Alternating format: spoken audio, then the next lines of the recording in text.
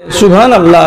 আল্লাহ তুমি এত বড় কায়নাতকে সৃষ্টি করে রেখেছো, আর এত সুন্দর, এত ঝলমলে, এত আকর্ষণীয় তোমার এই কুদরত দিয়ে আপনার মুখ থেকে যদি একবার বেরিয়ে যায় কি সুবহান আল্লাহ, সুবহান আল্লাহ বের হলো একটা তাসবিহ, কখন বের হলো? চোখ দিয়ে দেখলেন তখন আপনার বেরিয়ে গেল। তাহলে চোখ দিয়ে আপনাকে আল্লাহ তাআলা দেখতে বলছেন কেন? যে আপনারই ঈমানের ভোল্টেজ বাড়বে। আল্লাহ তাআলা কোরআনে বলছেন কুল সিরু ফিল আরজে ফানজুরু কাইফা কানা আকিবাতুল মুকাজ্জিবিন, যেখানে যেখানে নিদর্শন আছে ওই জায়গাতে যাও। যদি টাকা থাকে ওখানে গিয়ে তুমি আল্লাহর নিদর্শনকে যদি দেখো তো তোমার আক্কেল বাড়বে, তোমার জ্ঞান বাড়বে, এবং তোমার যদি জ্ঞান বাড়ে, আক্কেল বাড়ে, তো তাহলে তোমার ঈমান মজবুত হয়ে যাবে। এই জন্য রব্বুল আলামিন বলছেন দুনিয়ায় যেখানে যেখানে বড় বড় নিদর্শনের ব্যাপার আছে ওই জায়গাতে যাও এবং তোমার দুই চোখ দিয়ে তুমি তাকাও। আমাদের ভারতে কি আছে? কিছু নাই। যদি টাকা পয়সা কাউরি থাকে তো চলে যাবেন হজে। হজে যাওয়ার পরে ট্যাক্সিওয়ালাকে বলবেন 60 রিয়াল ভাড়া লাগবে। সামুদ জাতিকে আল্লাহ তাআলা যে গায়রত করেছিলেন যেই জায়গাটাতে, ওই জায়গা আপনাকে নিয়ে যাবে আর দেখে নিয়ে আসবে। যেখানে আদকে মাটির তলায় আল্লাহ তাআলা গায়রত করে দিয়েছেন, পাহাড়ে ঘর বাড়ি ছিল সবকে ধুলিস্যাৎ করে দিয়েছেন, ওই জায়গাটা যদি আপনি চোখ দিয়ে দেখেন তো আল্লাহ তাআলা বলছেন ওই জায়গাটা দেখো। আল্লাহর সঙ্গে বাকড়ামো করার ফল কি? যে রব্বুল আলামিন পাহাড়ের উপরে তৈরি করা ঘরগুলোকে ভেঙে তছনছ করে দিয়েছেন। চোখে দেখো, দেখে জ্ঞান করো। হজে যাবেন, আরাফা থেকে মিনা থেকে হাঁটা দেবেন আরাফার দিকে, তো মাঝখানে একটা জায়গা আসবে কতখানি চওড়া, তো এই সামিয়ানার এই পালের কাপড় থেকে শুরু করে লাস্টের খুঁটির কাছে যে লোকগুলো বসে আছে এত দূর হবে। এটা কতটা জায়গা হবে? আমি অনুমান করে যদি বলি তো 50 মিটার হয়তো এই জায়গাটা হবে, বা 40 মিটার জায়গাটা হবে। এই জায়গাটা আছে মিনা থেকে হাঁটা দেবেন আরাফার মাঠে, তো মাঝখানে এই জায়গাটা না হলো ওয়াদিয়ে মুহাসসার। আল্লাহ পাকের নবী বলেছেন এই জায়গা দিয়ে যখন হাঁটবে তখন আস্তে হাঁটবে না, তাড়াতাড়ি করে হাঁটবে, জোরে জোরে হাঁটবে, গল্প করতে করতে হাঁটবে না, ঝাড়া পায়ে হেঁটে পার হয়ে যাবে। আপনি তো জিজ্ঞেস করবেন কোনো আলেমকে, সারা রাস্তা হেঁটে হেঁটে যাচ্ছি আর আসছি, কোনো কথা হয় না, আর এই জায়গাটাতে যখন হাঁটতে যাচ্ছি তখন আমাকে জোরে জোরে কেন হাঁটতে হবে? কারণটা কি দর্শানো হয়েছে? যেই কাবাকে ধ্বংস করার জন্য আবরাহা এসেছিল সেই জায়গাটা দিয়েই যাচ্ছিল মক্কার দিকে। আল্লাহর গজব চলে গেল ওই জায়গায়, আবরাহা এগোতে পারলো না, তার হাতি, তার ঘোড়া, তার সৈন্য সামন্ত ওই জায়গাতে বরবাদ হয়ে গেল। আর এই সূরাটাই আল্লাহ তাআলা বলছেন আলাম তারা কাইফা ফাআলা রাব্বুকা বিআসহাবিল ফিল। এই কথাটা আপনার স্মরণে চলে আসবে যখনই ওই জায়গাটা গজবের জায়গা হয়ে গেল। তখন গজবের জায়গাতে আপনাকে আরাম করতে বলা হয়নি, আপনাকে ধীর পায়ে হাঁটতে বলা হয়নি। গজবের জায়গাকে তাড়াতাড়ি করে কেটে পালাও, তাড়াতাড়ি করে হেঁটে চলে যাও। চোখে যদি দেখেন দুয়ানাও ঈমান বাড়বে, আর চোখ আপনাকে জ্ঞান দেবে, চোখ আপনাকে রাস্তা বাতলে দেবে, এবং চোখ আপনার ঈমানের ভোল্টেজকে বাড়িয়ে দেবে। জি, তবে না আপনি ভারী হয়ে থাকবেন। চোখ নষ্ট হয় কিসে কিসে? চোখ যদি নষ্ট হয় তাহলে মুমিনের চরিত্র নষ্ট হবে। আল্লাহ তাআলা নবী বললেন হাইয়েনুনা লাইয়েনুনা, মুমিনেরা হলো নরম প্রকৃতির, মুমিনেরা হলো সরল মনের, এবং এই সরল মনা মুমিনগুলোর এই যে আদব কায়দা এটা নষ্ট হয়ে যাবে।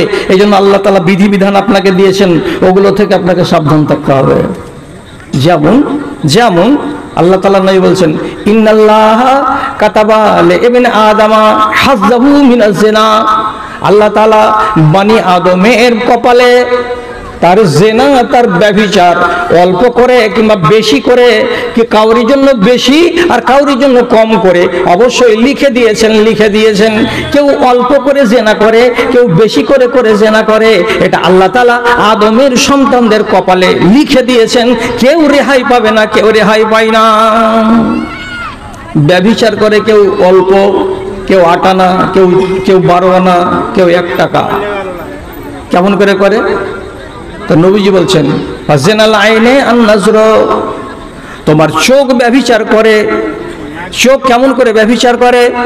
তো রব্বুল আলামিন বলছেন একটা মানুষ যদি আজনবী নারীর দিকে তাকায়, আর তাকিয়ে যদি সেই নারীকে দেখতে তাকে ভালো লাগে, আর যদি দেখেই যাই তো তাহলে তার চোখ জেনা করে যাচ্ছে। এই জেনা এবং প্র্যাকটিক্যালের জেনাতে আসমান জমিনের তফাৎ আছে। অঙ্গের দ্বারাই অর্থাৎ যৌনাঙ্গের দ্বারাই কোন নারীর যদি যোনিকে ব্যবহার করা হয় তাহলে তার জন্য সাজা লেখা আছে, আর তার জন্য কাফারা, তার জরিমানা লেখা আছে। আর চোখের দ্বারাই যদি কোনো জেনা হয়ে যায় তো তার জন্য হদ জারি করা হবে না, তার জন্য শুধু তওবা এবং ইস্তেগফার আছে। ঈমান যেন নষ্ট না হয় তার জন্য আপনার এই চোখকে লাগাম লাগাতে বলা হয়েছে আল্লাহর নবীর ফরমানে, আমি যেন চোখটাকে নিয়ন্ত্রণে রাখি। এবার নিয়ন্ত্রণে রাখতে গিয়ে কতদূর রাখতে হবে তা রাসূল নিজের জামাই বাবু আলীকে ডেকে বলছেন, আলী শুনুন। কি বাবজি? লা তুদবিন নাজারাতান নাজারাতা, কোন আজনাবী নারীর দিকে একবার যদি তোমার নজর উঠে যায় আর তাকে যদি তুমি দেখে নাও, তার চেহারা দেখে নিলে, তার চুল দেখে নিলে, তার গাল দেখে নিলে, তার ঠোঁট দেখে নিলে, একবার যদি দেখা হয়ে যায় তো চোখটাকে গেড়ে দিও না, সেখানে চট করে চোখটাকে সরাও। আর দ্বিতীয়বার ওই নারীর দিকে তাকাতে যেও না, কেন যে প্রথমবার যে তুমি দেখেছিলে তোমাকে হিসেবের জন্য কৈফিয়ত চাওয়া হবে না, আর দ্বিতীয়বার যদি তুমি তাকাও তাহলে তুমি ঈমানের বাঁধনকে ঢিল করে দিলে। কিয়ামতের দিন তোমাকে জিজ্ঞাসাবাদ করা হবে কেন তুমি তার দিকে তাকাতে গেলে। এটা বাঁধন, যদি এই বাঁধনটা ঢিল হয়ে যায়, লেখে রাখেন কথাটা, ঝামেলা করে লাভ নেই, আপনার ঈমান দুর্বল হয়ে যাবে। আর সারা শরীরে যতগুলো বাঁধন আছে এর ভেতরে সবচাইতে সাংঘাতিক বাঁধন যেটা দেয়া আছে সেটা চোখে দেয়া আছে। চোখ হলো বড্ড সাংঘাতিক। এই জন্য রাসূল বলছেন, তিনটা চোখের উপরে জাহান্নামকে হারাম করে দিয়েছি, তিনটা চোখের উপরে জাহান্নামকে হারাম করে দিয়েছি, আর এই তিনটা চোখের উপরে জান্নাতকে হালাল করে দিয়েছি। সোজা বাংলাতে বলছি, তিনটা চোখের উপরে জাহান্নামকে হারাম করেছি। কোন কোন চোখ? আমার যেটা দরকার সেটা আমি বলছি আপনাকে। তা কি? আইন গাজাত আন মাহারিমিল্লাহ, আল্লাহর হারামকে দু চোখ দিয়ে দেখবে না। আল্লাহ যেটাকে নিষেধ করেছেন সে নিষেধের দিকে চোখ তুলে তাকাতে যাবে না। এমন যদি কোনো চোখ থাকে তাহলে রব্বুল আলামিনের নবী বলছেন এই চোখকে জাহান্নামের আগুন টাচ করবে না। আর কোনো চোখ যদি আল্লাহর হারামের দিকে তাকায় আর আল্লাহর হারামকে না দেখলে সে যদি থাকতে না পারে তাহলে পরে তাকে জাহান্নামের আগুন থেকে কেউ বাঁচাতে পারবে না। কত সাংঘাতিক জিনিস হলো। চোখের বিষয়টাকে বর্তমান জামানার লোকেরা হালকা ভাবে নেই, অথচ আল্লাহ রাব্বুল আলামিন কোরআন মাজিদে শুধু মেয়েদের জন্য এই কথাটা বলেননি যে তোমরা চোখটাকে নিচু করে রাখো। আল্লাহ তাআলা একবার নারীদেরকে বলেছেন চোখ নিচু করে রাখো, আর তার পরের আয়াতে আবার আল্লাহ তাআলা পুরুষদেরকে বলছেন তোমরাও তোমাদের চোখটাকে নিচু করে রাখো। চোখ হলো তোমাদের ঈমানের ভোল্টেজ তৈরি করার মূল উপাদান। একে যদি ঠিক রাখতে পারো তো তোমার ঈমান উপর দিকে উঠবে, আর এটা যদি ড্যামেজ হয়ে যায় তো তোমার ঈমান নিচু দিকে যাবে। বুঝতে পারলাম না মৌলভী সাহেব? বুঝতে যদি না পেরে থাকেন তাহলে পরিষ্কার করে বুঝাচ্ছি। আল্লাহ তাআলা রাত করেছেন আরাম করার জন্য, আর দিন করেছেন খেটে খাওয়ার জন্য, রুজি তলাশ করার জন্য। কোরআন মাজিদে আল্লাহ তাআলা পরিষ্কার করে বলে দিয়েছেন ওয়া জাআলনাল লাইলা লিবাসা ওয়া জাআলনান নাহারা মাআশা। দিনের বেলায় রুজি সন্ধান করতে যেতে হবে, আর রাতের বেলায় তোমাকে ঘুমিয়ে তোমার শরীরে তাকত তৈরি করতে হবে। এবার একটা মানুষ আল্লাহর কানুনকে মানে না, রাত্রি 12টা পর্যন্ত ফ্রি ফায়ার গেম খেলছে আর নাহি পাবজি গেম খেলছে। চিনেন?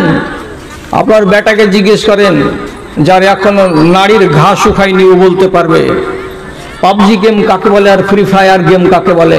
সারা রাত কেটে যাচ্ছে, ফজরের বেলা ঘুমাচ্ছে, তখন ওই ঘুম কম কম হচ্ছে, ওকে মেকআপ নামার জন্য বেলা 10টা পর্যন্ত বিছানা ছেড়ে উঠে না, দিনটা নষ্ট করছে, রাতটাকে নষ্ট করছে। যারা, আপনি বলুন এইরকম মানুষের ঈমান নিচু দিকে যাচ্ছে না এরকম মানুষের ঈমান উপর দিকে যাচ্ছে? কে বিচার করবে এটা? দাদারা ভালো করে বুঝুন, সাঈদ বিন জুবাইরের মতো একজন আলেমে দ্বীন, উনি উনার নিজের বেটাকে ওসিয়ত করে বলছেন ইয়া ইবনি ইমশি ওয়ারা আল আসাদে ওয়াল আসওয়াদে ওয়ালা তামশি ওয়ারা আল মারাত। বেটারে বাঘের পিছে পিছে হাঁটো, অসুবিধা হবে না। কালো কুত্তার পিছনে পিছনে হাঁটো, অসুবিধা হবে না, এর পিছনে পিছনে হেঁটে যাও, আমি তোমাকে বারণ করি না। কিন্তু ওয়ালা তামশে ওয়ারা আলমারাতে, কোনো বেটি ছেলের পিছনে পিছনে হাঁটিও না, তোমাকে বারণ করছি আমি বাপ হয়ে। আজব কথা, বাঘের পিছনে হাঁটো, কালো কুকুরের পিছনে হাঁটো, আমি তোমাকে বারণ করব না, কিন্তু কোনো মেয়ে ছেলের পিছনে পিছনে হাঁটিও না, আমি তোমাকে বাপ হয়ে বারণ করছি। কিসের জন্য তুমি বারণ করছো বাবা? একটা মেয়ে ছেলের পিছনে পিছনে হাঁটতে গেলে ক্ষতিটা কি হবে? তো বলছে যা আকালা সাবউ যাআতুদ দুনিয়া, তোমাকে যদি বাঘ উল্টো দিকে মুখ করে ধাওয়া করে আর তোমাকে কামড়ে মেরে ফেলে দেয়, তাহলে তোমার জীবনটাই নষ্ট হবে। ওয়াসাইরু মাল মারাতে তুজিউল আখিরাতা, আর আজনবী বেটি ছেলের পিছনে পিছনে যদি হাঁটো, তাহলে এই মেয়ে ছেলেটি তোমার আখিরাতকে বরবাদ করে দেবে, তোমার ঈমানকে সত্যানাশ করে দেবে। এই জন্য একটা নারীর পিছনে পিছনে হাঁটবে না, একটা বাঘের পিছনে পিছনে হাঁটা যায়। কেন? এই কথাটা কটা লোক মানবে? কটা লোক মানবে তো আপনাকে আমি মানাতে পারবো না। হযরতে মূসা একটা নেককার লোকের দুই বেটিকে পানি পান করিয়ে দিয়েছিলেন বিকেল বেলায়, সূর্য ডুবার আগে। আর এই মেয়ে দুটো ভিড়ে ইন্দারার কাছে যেতে পারে না। মূসা নবী পানি পান করিয়ে দিলেন, তো বেচারারা দুই বোন তাড়াতাড়ি করে বাড়ি গেল। বাপকে যে বলছে, আব্বা একটা জোয়ান ছেলে যদি আমাদের পানি পান করাবার ব্যবস্থা না করে দিত, তাহলে আমাদের কত রাত হয়ে যেত আজকে। কোথাকার যে ছেলেটা জোয়ান, বালতি ভর্তি পানি তুলে আমাদের ছাগলকে পান করিয়ে দিল যে আমরা বাড়ি আসতে পেলাম। ওই বুড়া বুজুর্গ বলছে, বেটি যা যা যা, ছেলেটাকে ইন্দারের কাছ থেকে ডেকে নিয়ে আই। যা তো। দুই বেটির ভেতরে এক বেটি আসছে। আল্লাহ তাআলা কোরআনে বলছেন, জাআত ইহদাহুন্না আলা ইসতিহয়াইন, এই একটা বেটিকে পাঠালেন ওই লোকটা, যাও বেটি ওই ছেলেটাকে ডেকে আনো। মেয়েটি যেই এলো, তো পর্দার সাথে মুখ ঢেকে হিজাব পরিহিতা হয়ে এক পা দুপা করে হাঁটতে হাঁটতে মূসা নবীকে সেও চিনে না এবং মূসা নবী একেও চেনে না। তার কাছে এসে বলছে, ও ধন, ও লোক, তোমার বাড়ি কোথায়? তোমার বাড়ি কোথায়? তোমাকে আমার আব্বা ডেকে পাঠাচ্ছেন, চলো আমার সাথে সাথে, আমার বাপ ডেকেছে যেখানে, অর্থাৎ আমার বাড়ি তোমাকে যেতে হবে। মূসা নবী বলছেন, ওই মেয়েই তো তোমরা, যে তোমাকে 1 ঘন্টা আগে তোমাদের বকরিকে পানি পান করিয়েছি আমি? বলছে হ্যাঁ। কি জন্য ডাকছে তোমার বাপ গো? কিছু হতে পারে তোমাকে বদলা দিবে, হতে পারে তোমাকে বদলা দিবে। মূসা নবী হাঁটতে শুরু করলেন, আর মেয়ে ছেলেটিও হাঁটতে শুরু করলো। এবার মূসা নবী হাঁটছেন পিছে পিছে, আর মেয়েটি হাঁটছে আগে আগে। 10টা মিনিট চলা হলো না, 10টা মিনিটও চললেন না মূসা নবী।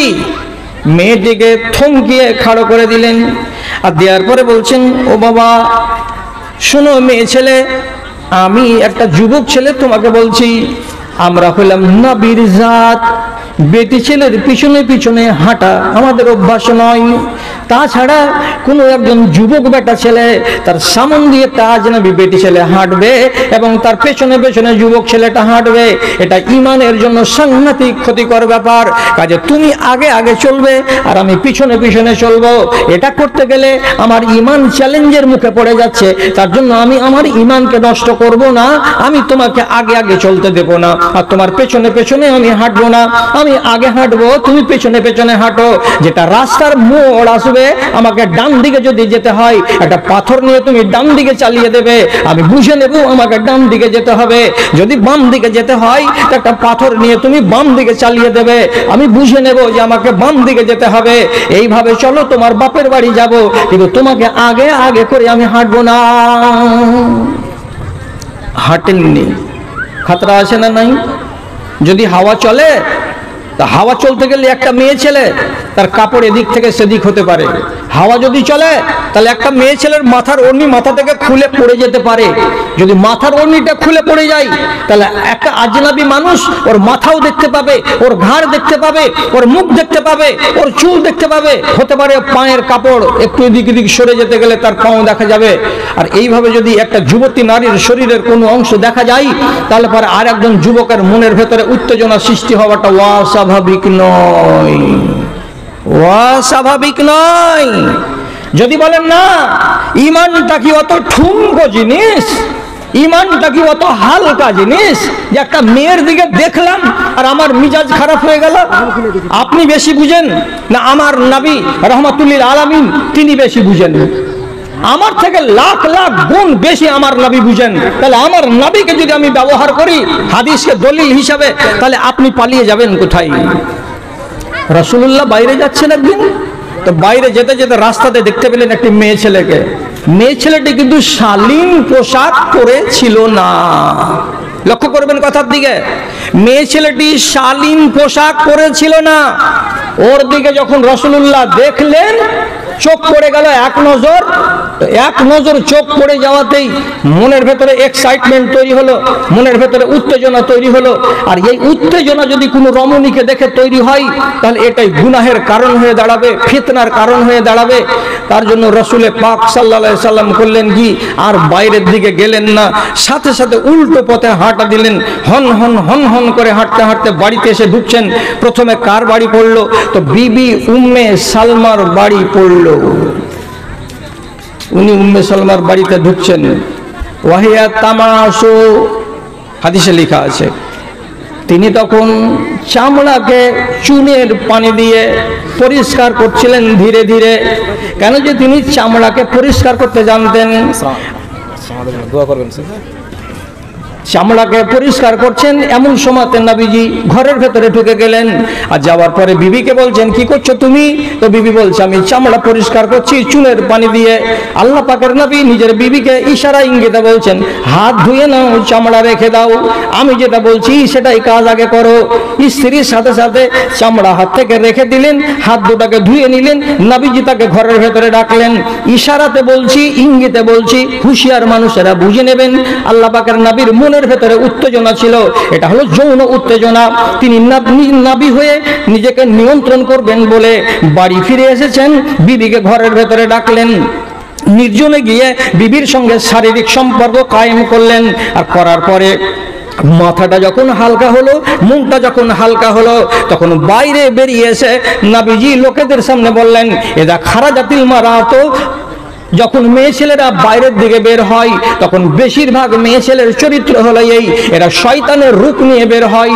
ওদের দেখে যদি তোমাদের ঈমানকে ঝটকা লেগে যায়, ওদেরকে দেখে যদি তোমাদের মনের ভেতরে কোনো রকমের কিছু তৈরি হয়ে যায়, তাহলে ফাবাদিরু ইলা আহলিকুম, বাড়ির কাজকে ছেড়ে দাও, মাঠের কাজকে ছেড়ে দাও। মনে উত্তেজনা তৈরি হতে গেলে সাথে সাথে বাড়ি ফিরে যাও। কেন? যেই নারীকে দেখে তোমার মনে উত্তেজনা তৈরি হয়েছে, ওর ভেতরে যা যা আছে তোমার বাড়িতে তোমার বিবির কাছে তা তা আছে। সুতরাং ওখানে গিয়ে তোমার ইচ্ছার নিবারণ করে নাও, ফিতনা থেকে বেঁচে যাও। নারীদেরকে দেখতে গেলে মানুষের ভেতরে যে কামশক্তি জাগ্রত হয়, এ কথাটা কেউ অস্বীকার করবে দুনিয়াতে? যদি অস্বীকার করে দুনিয়াতে, তাহলে আমাকে বেয়াদবি মাপ বলতে হবে যে লোকটা হিজড়া। কেন? যে রাসূলের হাদিস বলছে একরকম আর আপনি বলবেন আমাকে আরেক রকম। এটা কি হয়? জীবনে কোনোদিন হয় না। তাহলে আমার ঈমান কি আছে? আইন দিয়ে বাঁধা আছে। এই মুহাররামাত আমি যেন ওখানে না যাই। আর যেটি আল্লাহ তাআলা আমার কাছে চাইছেন সেইটি যেন আমি করে দিতে পারি, এটাই তো আল্লাহর নির্দেশ।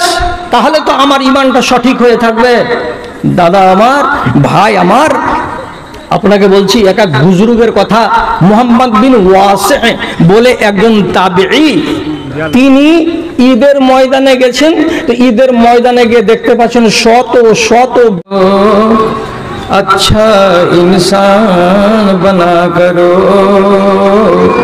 जो दुनिया का मालिक है नाम उसी का लिया करो। कब चेहरे पर झूठ सजा के छुपती है सच्चाई, झूठे का दुनिया में हमेशा होती है रुसवाई। सच की राह पे चला करो, दुख न किसी को दिया करो, जो दुनिया का मालिक है नाम उसी का लिया करो, नाम उसी का लिया करो। अल्लाह ही अल्लाह।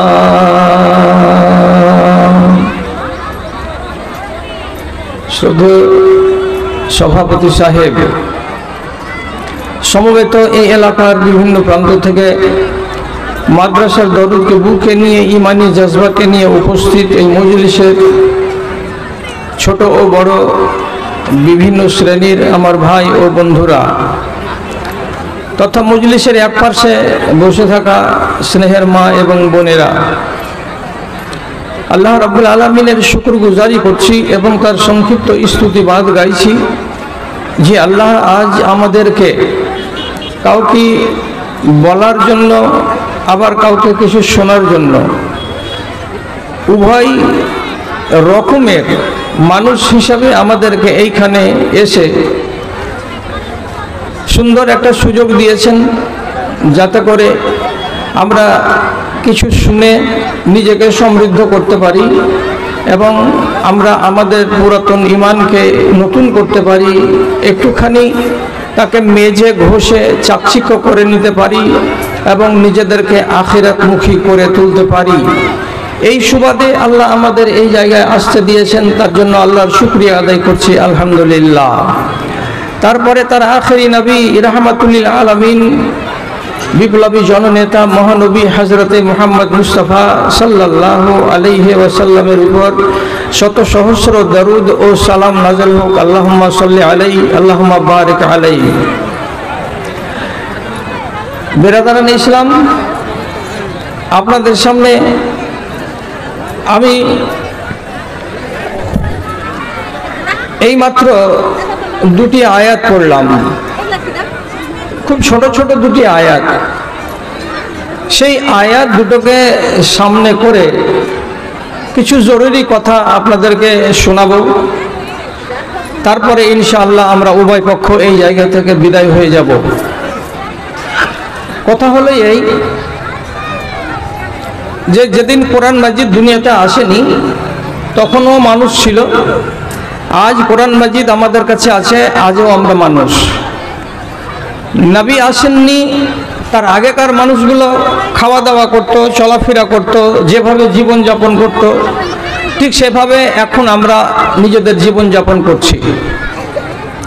তফাৎ হলো কি, রাসূলুল্লাহ যতদিন আসেননি এবং কোরআন যতদিন দুনিয়াতে আসেনি ততদিন ওই মানুষগুলোকে বলা হতো অসভ্য এবং বর্বর, অশিক্ষিত। এদের ভেতরে তেহজিব ছিল না, তামাদ্দুন ছিল না, ভদ্রতা ছিল না, শালীনতা ছিল না, এদের ভেতরে খাকসারি ছিল না, কোনো কিছুই ছিল না। শুধু খাওয়া দাওয়া করা এবং দু পায়ে হেঁটে চলা একটা প্রাণী মাত্র। এই মানুষগুলোকে আল্লাহ রাব্বুল আলামিনের নবী নিজে তালিম দিলেন এবং আল্লাহর কোরআনের কথাগুলো তাদেরকে একটা একটা করে পড়ে শোনালেন। সব থেকে যেটা মুখ্য কথা তা হলো এই যে চরিত্র বিরোধী কোনো কাজের সঙ্গে যদি তোমরা জড়িয়ে থাকো তাহলে তোমাদেরকে মানুষ হিসাবে স্বীকৃতি দেওয়া যাবে না এবং তোমাদের দুনিয়াও বরবাদ হবে, তোমাদের আখিরাতও বরবাদ হবে। চরিত্র বিরোধী কিছু স্বভাব আছে, সেগুলো থেকে তোমাদেরকে সরে আসতে হবে। তার ভেতরে চুরি, ডাকাতি, রাহাজানি, ছিনতাই, পরনিন্দা, হত্যা, জাদু, ব্যভিচার, মদ্যপান, সুদখোরি ইত্যাদি। এগুলো যদি বহাল থাকে, বিদ্যমান থাকে, তাহলে একটা মানুষ কসমিন কালে মানুষের মতো মানুষ হতে পারবে না। এগুলোকে আরবি ভাষাতে বলা হয় বাহিমিয়াত। এগুলোকে আমি যদি বাংলাতে ট্রান্সলেট করি তো তার মানেটা এটাই দাঁড়াবে এগুলো হলো পশুত্ব, এগুলো হলো কি মানুষের স্বভাবের মধ্যে পড়ে না, এই জন্য এরা মানুষ নয়, মানব রূপে একটা জ্যান্ত পশুর মতো যেন।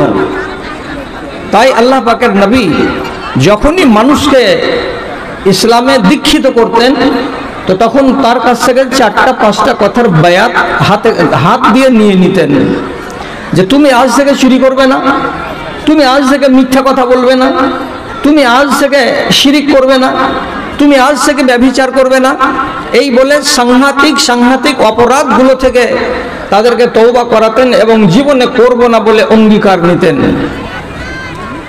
এই স্বভাবটাকে আল্লাহ রাব্বুল আলামিন নতুন নামে নামকরণ করে দিলেন, দিয়ে এদেরকে বলা হলো মুমিনিন। মুমিনিনের মানে হলো যারা আল্লাহ প্রদত্ত বিধি বিধানকে কায়মনে মাথা নত করে মেনে নেয়, তারাকে বলা হয় মুমিনিন।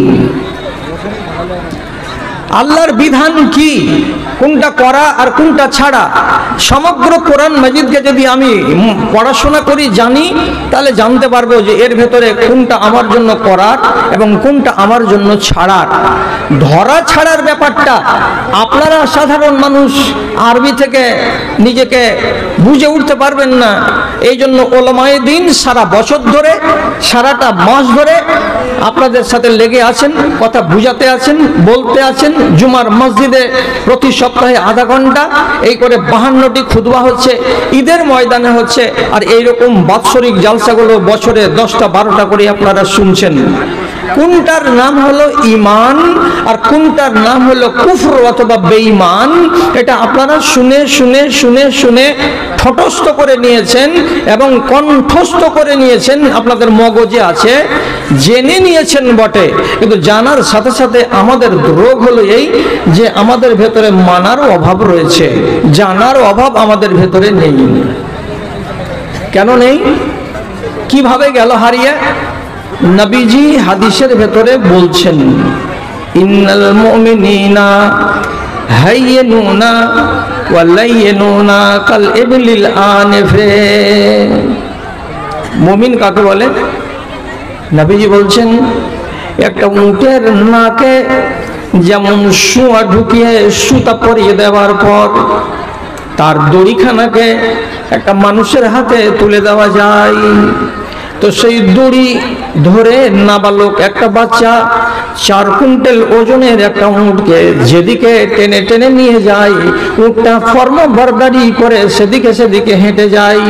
ওর মালিক যেদিকে নিয়ে যাবে উটটা সেই দিকে যাবে, ওর মালিক যদি থেমে যায় তো উটটা থেমে যাবে, ওর মালিক যদি হাঁটে তো উটটা হাঁটবে, ওর মালিক যদি বলে পূবের মাঠে নিয়ে যাব তো উটটা পূবের মাঠে যাবে, আর মালিক যদি বলে আমি তাকে দক্ষিণের মাঠে নিয়ে যাব তো ওই উটটা ফর্মা বারবারি করতে করতে মালিকের পিছনে পিছনে দক্ষিণের মাঠে যাবে।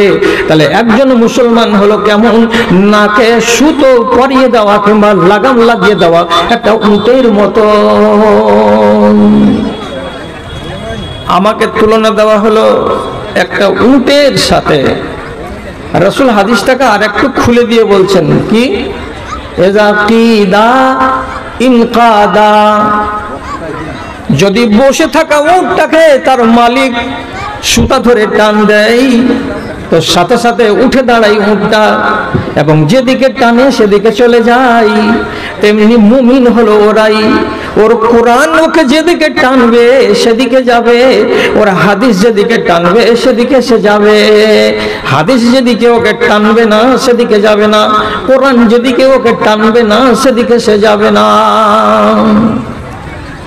আর একটু ব্যাখ্যা করে আল্লাহ পাকের নবী বলছেন কি, উটটা কেমন হবে? ওয়াইজা উনিখা আলা সাখরাতিন ইস্তানাখা, ওর মালিক যদি ওকে একটা বড় পাথরের উপরে যেই পাথরটা গরম হয়ে আসে রোদের তাপে, আর সেই গরম পাথরের উপরে নিয়ে গিয়ে যদি বলে এই উট এখানে বসে যা, এখানে বসে যেতে হবে, এই বলে তার মালিক যদি তাকে ইশারা লাগাই, তাহলে উটটা হুজ্জতি করে না, মুখ ঝাড়াঝাড়ি করে না, মালিকের ফরমাবর্দি করতে গিয়ে ওই গরম পাথরের উপরেই বসে যায়। তো ঠিক তেমনি হলো একজন মুসলমান, ওর গায়ে যদি কষ্ট লাগে, ওর মনে যদি কষ্ট হয়, ওর ইচ্ছার বিরুদ্ধেও যদি হয়, তাহলে আল্লাহর যদি কথা হয় আর এটা নবীর যদি কথা হয়, তাহলে তারা কাই মনে মেনে নেবে, হুজ্জতি করতে যাবে না, হ্যান্ডটামি করতে যাবে না। মুমিনের পরিচয় রাসূল হাদিসের ভেতরে দিলেন। এই মুমিনটাকে বলা হলো কি, এর ভেতরে আছে শিষ্টাচার, এ হলো নরম প্রকৃতির।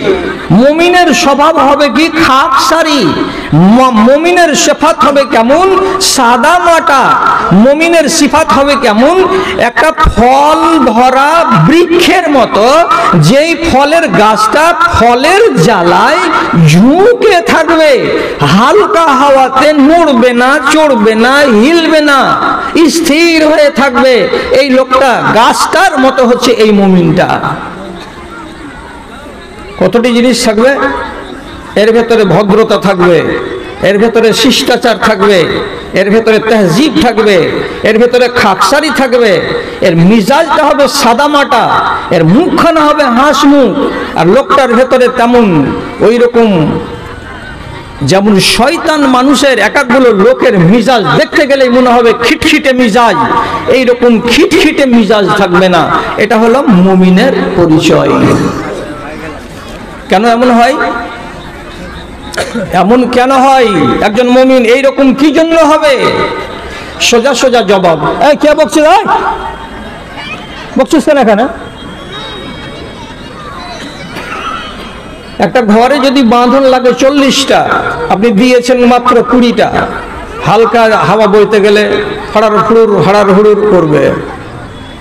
একটা ঘরে আপনাকে বাঁধন দিতে হবে, টিনের পেরেক মারতে হবে, ওখানে 50টা, আপনি দিয়েছেন মাত্র 20টা, 30টা পেরেক বাদ আছে। হালকা হাওয়া চলতে গেলে টিনটা ফড়ফড় করবে, হড়হড় করবে, ঝড়ঝড় করবে, হিলবে, ডুলবে, নড়বে।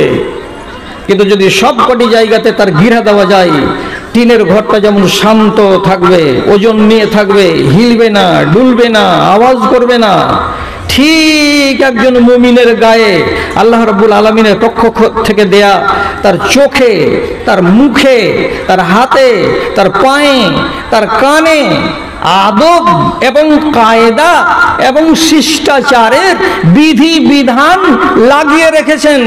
এতটি কানুন যখন আমার চোখ বয়ে বেড়াই, আমার কান বয়ে বেড়াই, আমার হাত বয়ে বেড়াই, আমার পা বয়ে বেড়াই, তখন আমার মতো একজন মানুষ, আপনার মতো একজন মানুষ ওই রকম আর হ্যাকড়ামি করতে পারে না। ওর ভেতরে চলে আসে শালীনতা এবং ওর ভেতরে চলে আসে ভদ্রতা।